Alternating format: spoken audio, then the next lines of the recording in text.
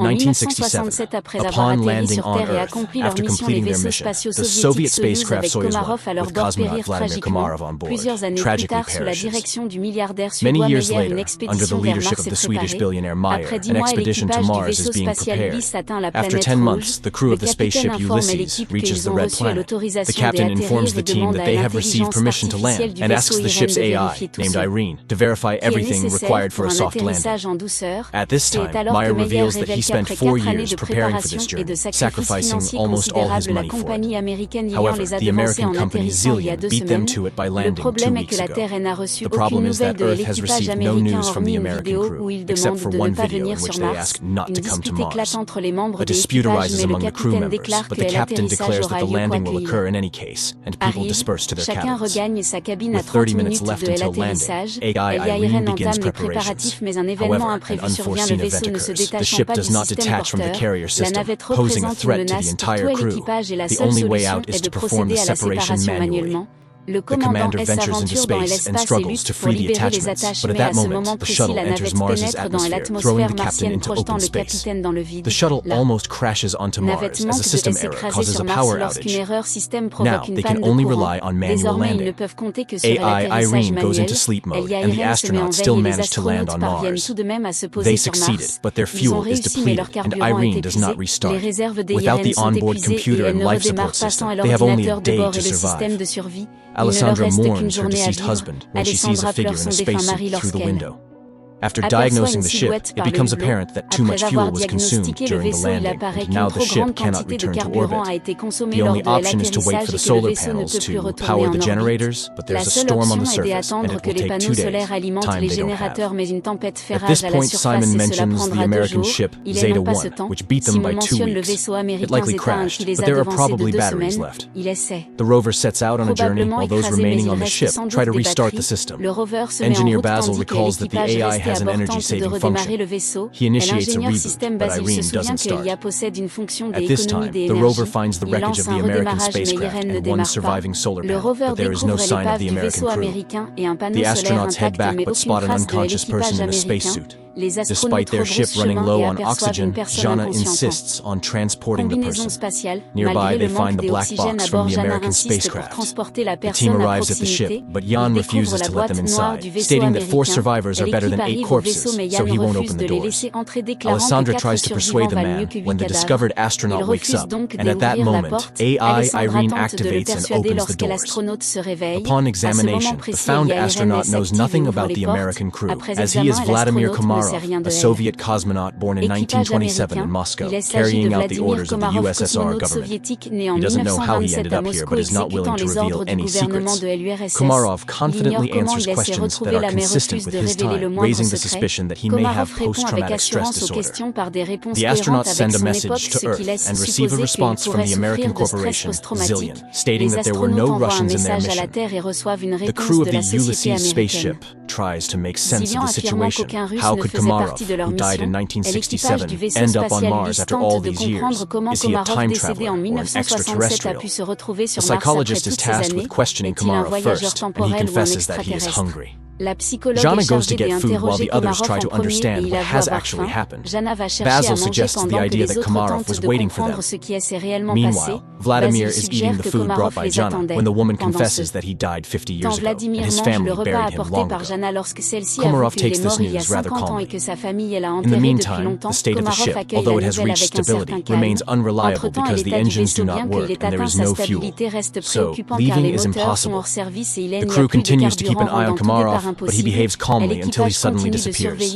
Simon searches the ship, but it yields no results. That's when the people discover that his spacesuit is missing. A part of the crew follows the heat trail tracked by Irene. The group, led by Simon, leaves the rover and continues on foot when Alessandra reports that Komarov's DNA analysis showed the presence of a 3rd strand. He is not human. And then they catch up with Komarov, who leads them to an unfamiliar structure with a small stone pyramid on it and tells Jana that Mars has been waiting for them for a very very long time.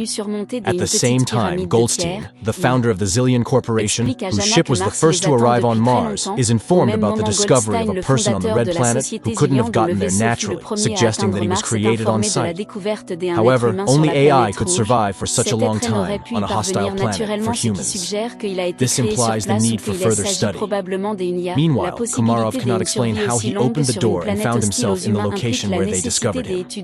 AI, Irene conducts an analysis of the structure and determines that it is identical to Earth structures from ancient civilizations. It means that someone was inspired by human civilization, or humans borrowed these elements from extraterrestrials. The ship's crew increasingly ponders whether they will be able to return home when they notice the landing of Goldstein's second ship.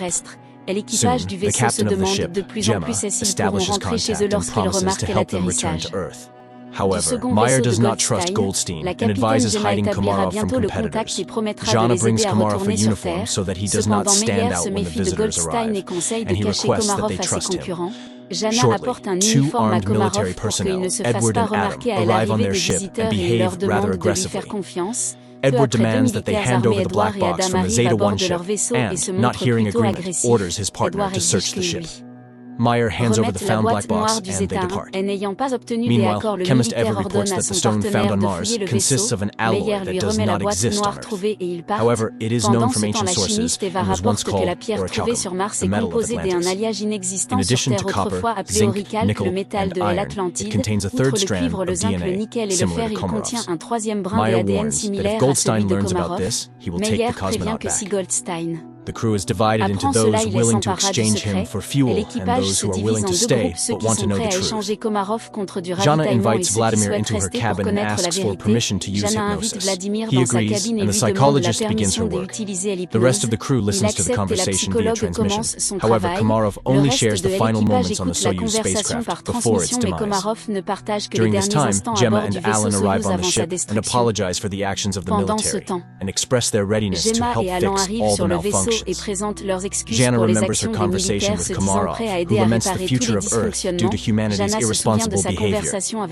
In the meantime, it is revealed that the billionaire Meyer did not plan the flight just for the sake of it.